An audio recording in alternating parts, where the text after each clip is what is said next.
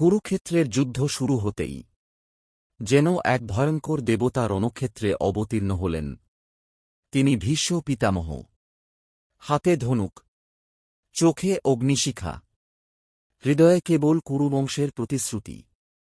ভীষ্ম একা হয়েও হাজার যোদ্ধার সমান। যেদিকে তীর ছুঁড়ছেন সেদিকেই পাণ্ডব সেনারা ঢলে পড়ছে ঘাসের মতো।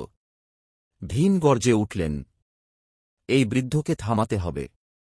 কিন্তু যতবারই পাণ্ডবরা ভীষ্মের সামনে গেলেন ততবারই তারা পরাজিত হলেন।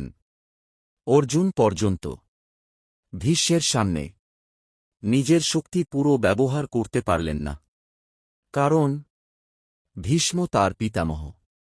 পিতামহের দিকে তীর ছোঁড়ার হাত কেঁপে উঠছিল। যুদ্ধের প্রথম 9 দিন ভীষ্মই ছিলেন কৌরব সেনাপতি।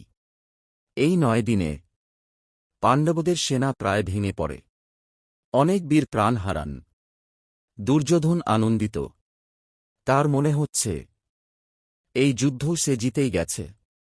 কিন্তু শ্রীকৃষ্ণ সব বুঝছিলেন।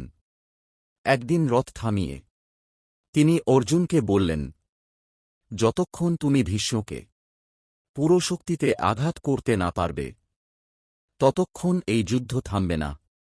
অর্জুন মাথা নিচু করে বললেন, তিনি আমার পিতামহ, আমি পারছি না কেশব।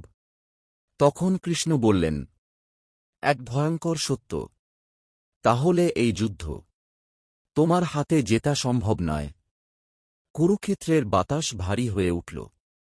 সবাই বুঝে গেল ভীষ্মকে পরাজিত করার সময় আসছে।